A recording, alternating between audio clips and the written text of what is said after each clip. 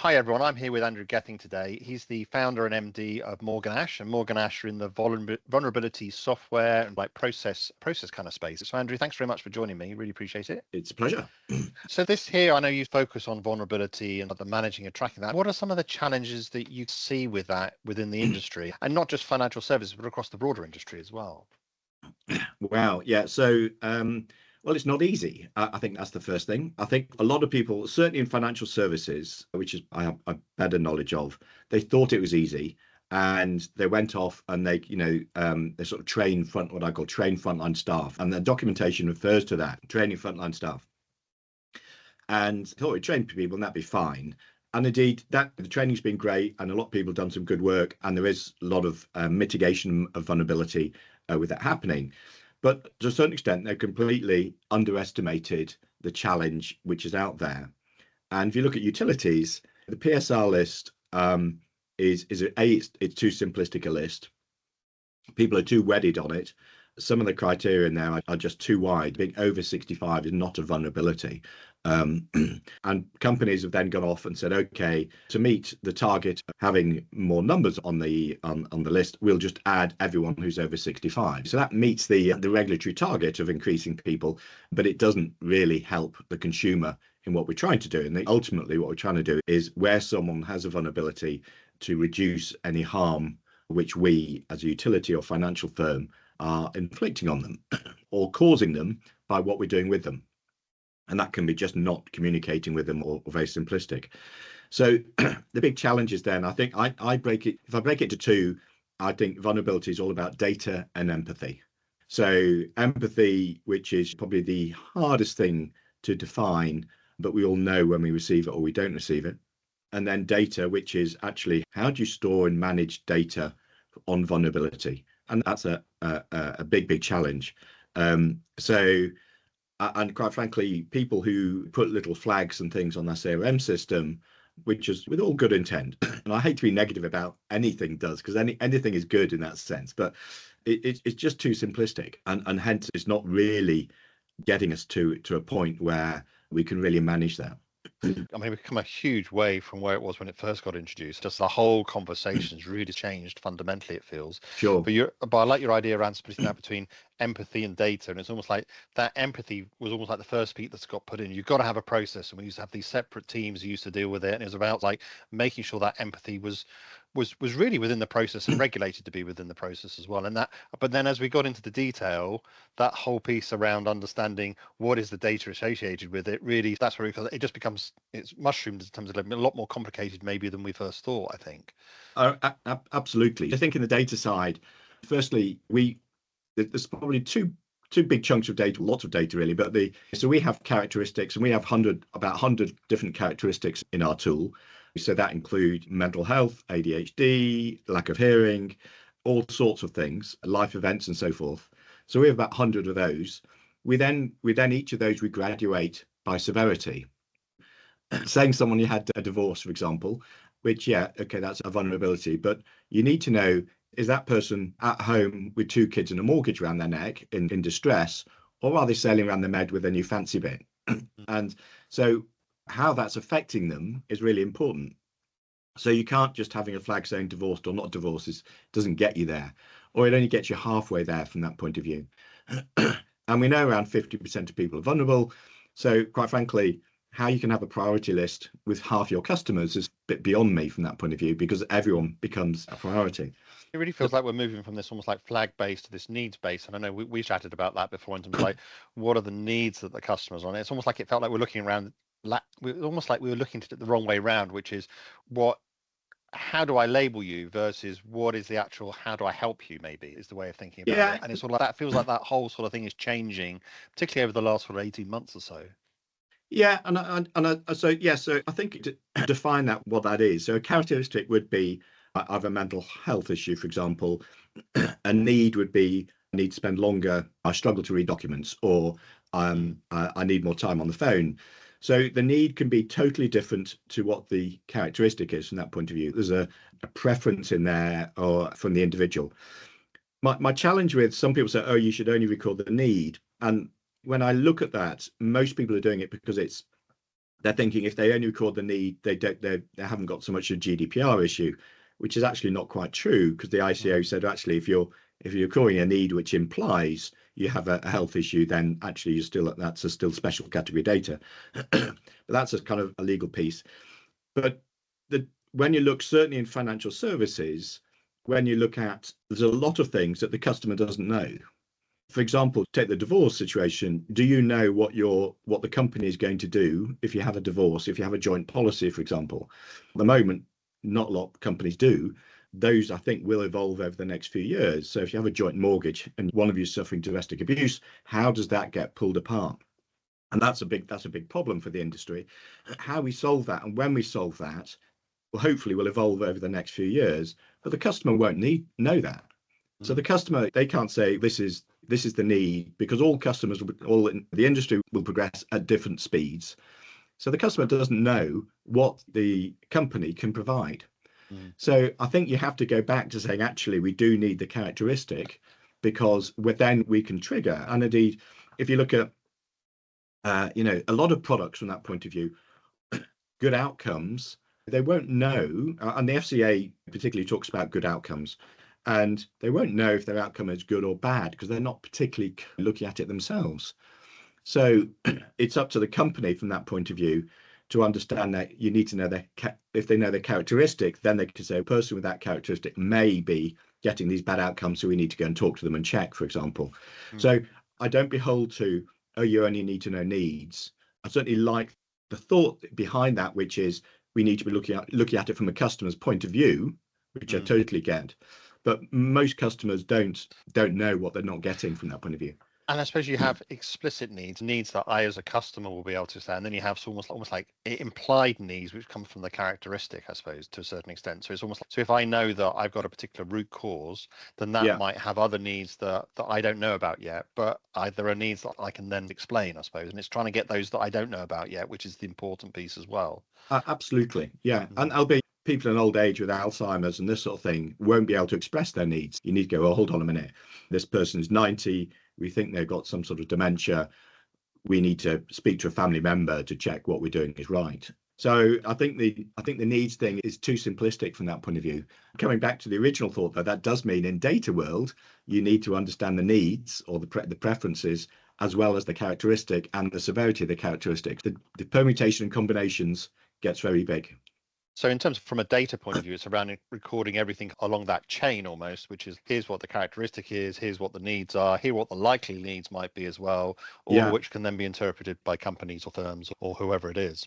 Absolutely. And indeed, it's identifying the characteristics, understanding what the needs are to try and mitigate, or the mitigation strategy to mitigate those. If you recommended to the customer what to do, for example, a great example is wills and power of attorney, that a lot of companies will recommend those, but then the take up of that is really small. That's the identification that you don't have a will, I suspect, is quite good, but the implementation of the mitigating strategy to get a will is actually really low. So there's lots of drop-offs on that journey. Have you identified it? Have you recommended the right solution? Have you implemented the right solution? And then has that got the right outcome, which is that actually come the death of the person in a will situation, the money goes to the right people? Has that all flowed through? So it's a long process from that point of view. How does that sort of intersect? And you mentioned it earlier around estimates of 50% of people might be vulnerable or those kind of things, depending on like taking the broadest kind of definition. Do we need this extra sophistication so it isn't 50% of people we end up treating one way and 50% we don't? It's almost like we need this nuance. Do you think that's just like natural state of evolution? Yeah, and I think from when the 50% figure, which I think is about right, obviously it varies with different cohort and that sort of stuff, but we see the same number from the FCA Financial Life Survey. We see the same number in utilities, and from our work, we get the same number as well. But that does include a whole range of vulnerability, from those with customers severely vulnerable to mildly vulnerable, and we have a range of 10 over the whole spectrum. So, and a lot of those people, you won't need to do anything. So it depends on the product. So that's the other principle, is someone's vulnerability is not, people aren't vulnerable. It's the combination of the circumstance and their characteristic that may lead to a potential harm.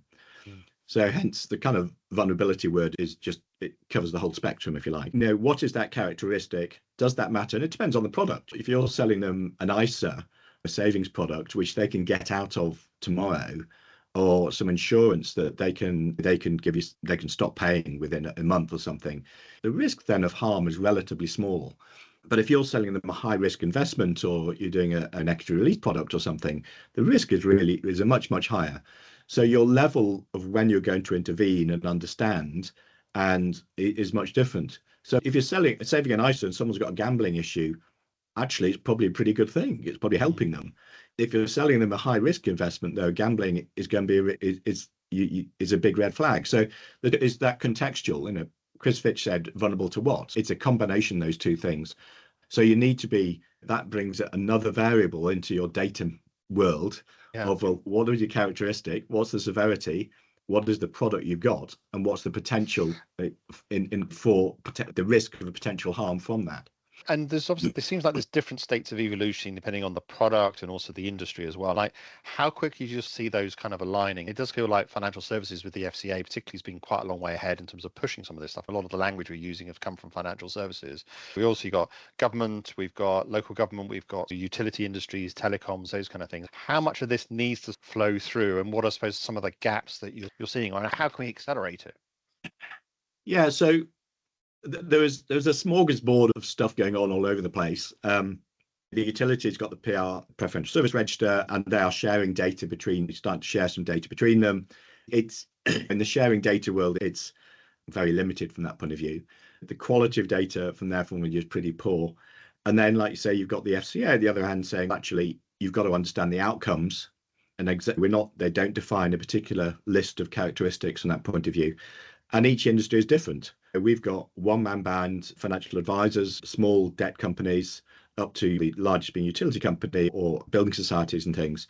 So we have a huge range of companies.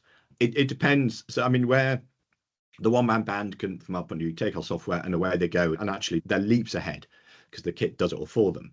But then the bigger the company, the more IT they already have, and to a certain extent, the more processes they already have.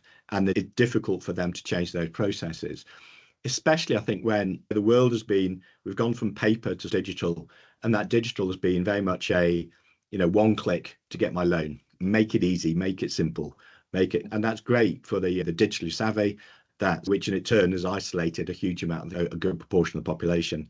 But that's a huge mindset about actually we want quick and slick and onboarding and sales. And here we're going, hold on a minute, actually we should be putting, as the FCA says, we should be putting as much effort into managing the vulnerable as we should be selling. Now that's not happening. That's a massive change. At the moment, there's a huge pushback from people going, we don't want to interfere in our sales process because we've just spent the last 10 years investing in IT and building it and so forth. So that's a big cultural change from that point of view.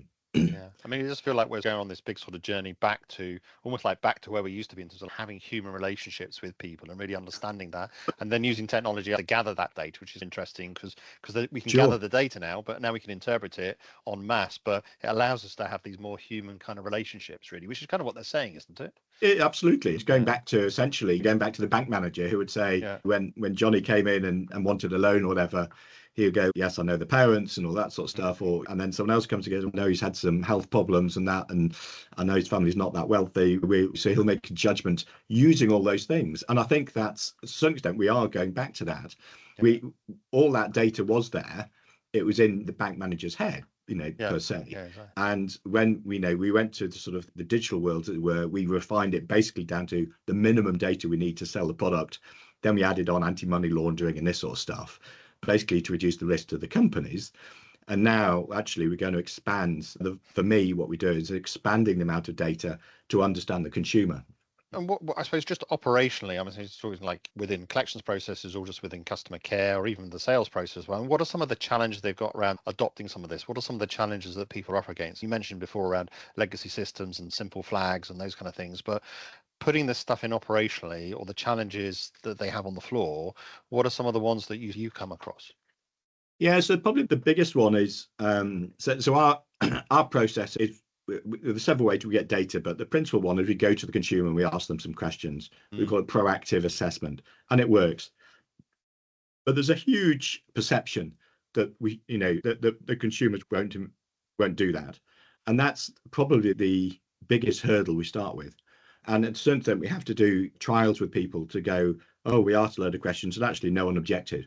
And actually we found out a load of information we didn't know before, so we've changed what we're doing. So I think that is probably the biggest hurdle we find at the moment. The second then probably is perceptions of GDPR, because GDPR is not holding any of this back, but people's perception of it is. And because of the potential fines, the companies are on zero risk with regard to GDPR. The dictate comes down from the DPO or the lawyers and ever saying, no, we're not going anywhere near that. And that has certainly stifled an awful lot of progress. And there's some utility firms I know who will only record the information at a premises level or at a postcode level. They won't record it at an individual level, which is quite stunning from that point of view. How you can manage vulnerability. They've done a lot of mapping to say there's more people vulnerable in this postcode than others and so forth. And that's all great. But actually, when it comes down to it, the solution's got to be individual. So the first be the perceptions that consumers won't engage, which is just not true. The second probably is GDPR. And then the third probably is just a practical one of IT systems. So where we get up and running really quickly is those who don't have any systems from that point of view and can easily onboard it. The bigger the firm is, the more process and system orientated it is, the more they struggle because it's a complete change from them.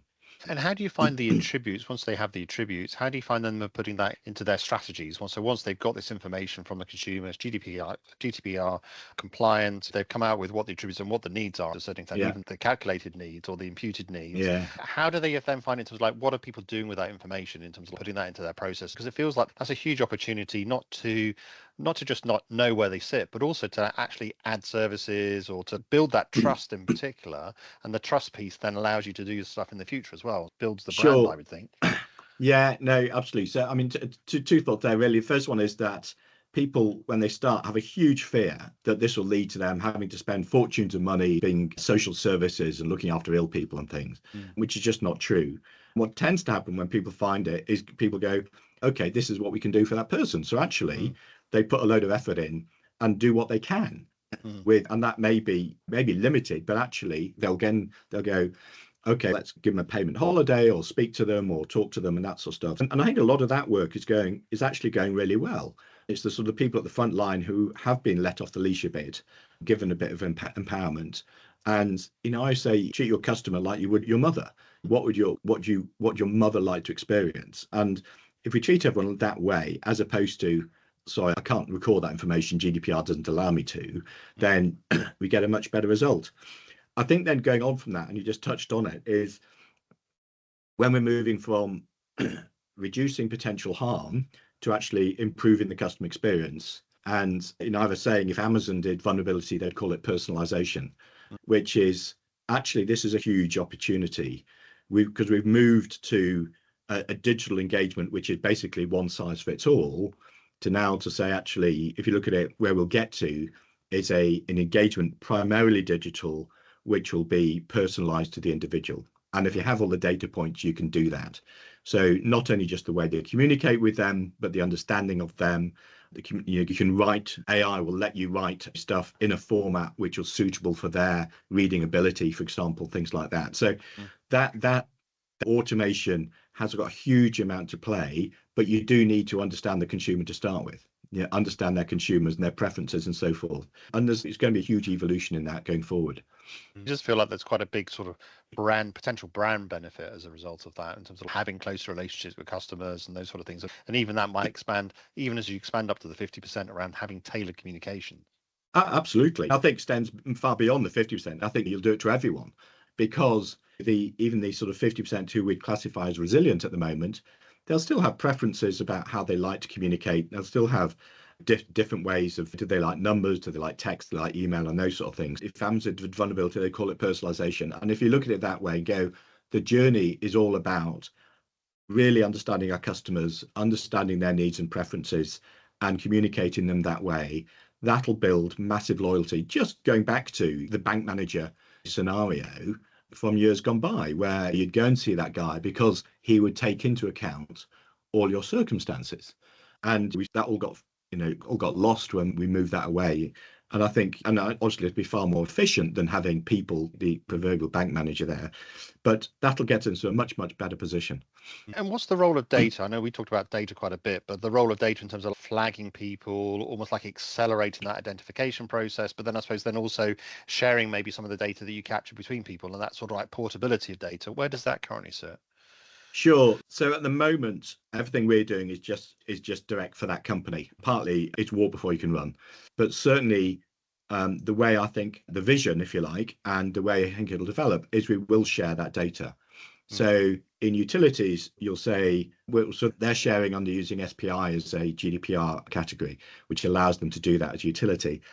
Mostly in financial services, it's under GDPR, it's been collected and stored under explicit consent. Ignoring the sort of GDPR point of view, because as long as you stick to the morality of GDPR, use that data right. So we absolutely foresee that you'll collect that data and then you'll say, do you want to share that with, take a mortgage, for example. You do the assessment once with the consumer. Are you happy to share that with the mortgage company? Yes. Are you happy to share that with the general insurer for your house insurance? Yes. Are you for the life insurance to protect the mortgage? Yes. So it just makes it easier for the consumer then to share it amongst all those different people. And then we have this from the disabled guys who are saying, tell us once. I only want to tell us once because actually it's really stressful for me to have to go and do that. For those with disabilities and mental health, we know for them to have to repeat their issue time and time again, even to the same company, is really stressful. So so sharing data is a big help for them. And I think sharing data is absolutely the way forward. And also, if you think you phone up or you email one company, you say, oh, I just lost my job, then the fact that all the other companies could take that into account and then maybe come back to you and say, here, you've lost a job. Do you want us to delay your payments for a couple of months? And then get in touch with them or let us know when so things like that as we go through life events, after you have kids, you move house, all those really stressful issues, the fact that if those financial organizations could flex at that point, well, wouldn't that make your life easier? Yeah, and I think it comes back to when people are in that area of fear, they're fearful that they might lose a product, for example, because something's happened or those kind of things. And so making it as low friction as possible makes it as easy as possible to take action as well, doesn't it? So the sharing pieces would fall into that kind of category, which is let's have it low friction, it's easy, but that's going to help me be able to get some support as quick as possible. Sure, absolutely. I mean, it's massively, the more you know, then the more support can be provided. And equally, you don't want support being promoted by 10 different companies to you all at the same time from that point of view. So how does that work? But yeah, the more, I think if you look at the charity sector, there's some great work going on there, but they have to spend a lot of time to find people to come to them someday. But wouldn't it be great that we can link essentially to when we identify someone's got that need, we can link them to say, okay, there's this group in your local village or whatever it is. And probably the best known one at the moment is benefit calculators, for example, for those in debt. You say, look, there's 26 million of debt which hasn't been claimed. So someone coming to you for a loan, can't get a loan. Okay, look, you can get this benefit here. And just telling people, it's a bit more than signposting, but integrating that is a massive, and again, technology is good at that because we can do that pretty easily. So we can have the knowledge of all charities and things at our fingertips, and we can bring it up when we need it. You raise an interesting point around just the complexities around some of these things. I was thinking about when people have, let's say they have a baby or they have a child, it's like all of a sudden you get about like 10 different people calling you the next day, which is maybe not appropriate because you've got a few other things going on in the background, but it's almost like we have to think about not just about being efficient and getting the data, but then also then how does that then link through to the processes so it becomes appropriate for the customer as well. Yeah, no, absolutely. And having kids from that point of view is, I mean, it's getting home with your first child is a nightmare, isn't it? It's a fantastically joyful occasion, but it's also a massively stressful occasion. Timing communications from that point of view. So in years to come, you can see people saying, actually, we're timing our communications on this basis. So maybe you go, and I'm completely off the top of my head, but depending on what the product is, but whatever you go, we're here having a new child, that's great, we're here for you when you need us, or something like that. And then maybe 4 weeks later, you go, is there anything we need to amend on your policy or something like that? You might want to look at this, but give us a shout when you're not up to your neck in nappies. And so that that people look at that from a sales opportunity, but actually it's actually look what are the consumers' needs, Yeah, and yeah, and and engaging with everything's them kind there. of everything's linked in together, isn't it? It is, And yeah. you touched briefly on AI. Sort of like we're right at the start of that journey. I know there's been a lot of discussion over it over the last couple of years. But Yeah. where do you think that can take us? Because it feels like we're getting to the point now where things are starting to be implemented. What do you see the promise around putting additional automation on that, and maybe more sensitive automation? Is it just the customization element? Yeah, so I have a love-hate, because I see a lot of people coming out saying AI will solve the vulnerability problem and it's here today, and I'm going, I don't believe that. I think where people are saying we can use AI to identify a vulnerability from existing data, I really struggle with that. We've been doing that in pensions and things. You can look at people in deprived areas and say their mortality is worse, but that and pensions industry has been doing, life insurance has been doing that for years. But when it comes down to it, you can't predict someone's got cancer. We haven't got that level of capability yet. So trying to say, oh, we can predict your vulnerability from that, I think is really dangerous. It may come in the future, but it's certainly not there now. Having said that, AI is a tool. Like all technology, it's a tool to be useful. So where you're using, so the AI in that instance would have to be trained on a vulnerability data set, essentially. And at the moment, that vulnerability data set doesn't exist. So hence why I dismiss it. But where AI can be trained on a general data set, so for example, voice recognition, language translation, absolutely. And indeed, I know I'm not close to it, but there's voice recognition stuff, which I think is giving some good results. So I think it's just, rather like any technology, before this it was cloud or it's big data, come along very fashionable, and everyone jumps on it going, this is the solution to our problem. No, it's a great technology. It is a leap forward, arguably generative AI certainly. But for a lot of firms, it's actually just looking at simple correlation, and indeed the FCA are asking to people to say, look at outcomes, just correlate, look at the outcomes, how many people with bad outcomes, people with mental health, for example, did they receive good or bad outcomes? And were more people with mental health receiving worse outcomes than the resilient? So that's a simple correlation. We don't need AI to do that, but we need some data to do it. So I do know one of the large data companies gave up on that after several years of trying to predict vulnerability from there, because there's great financial data, but financial data is just one part of it. It's the health and lifestyle bit, which we don't have access to at the moment.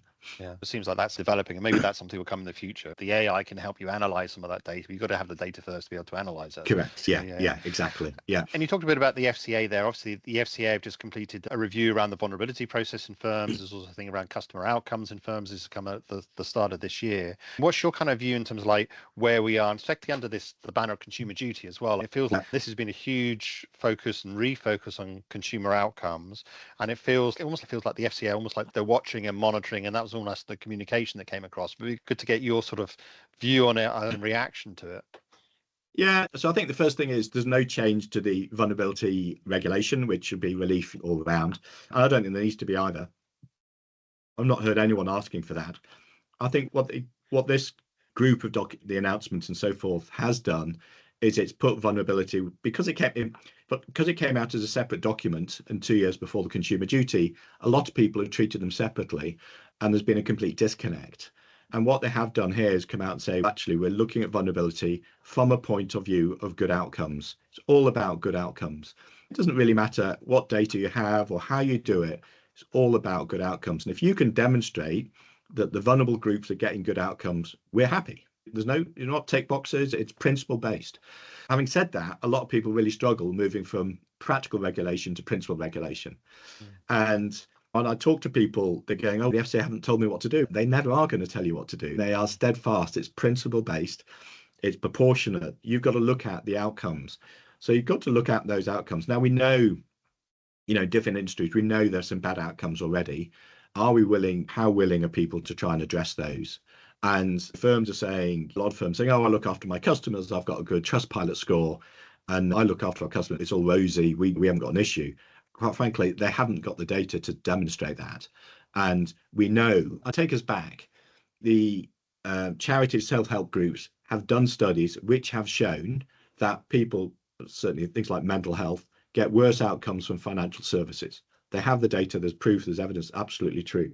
FCA is going to companies and saying, all you companies come to me and say, it's not us, it's the other guys. There's something not quite right there, is it? So you do your own measurements, you come up, you get your outcome data, and if you can show it's not you, that's fine. But we want to see that data, because otherwise quite frankly, we don't believe you, because we keep having all these problems.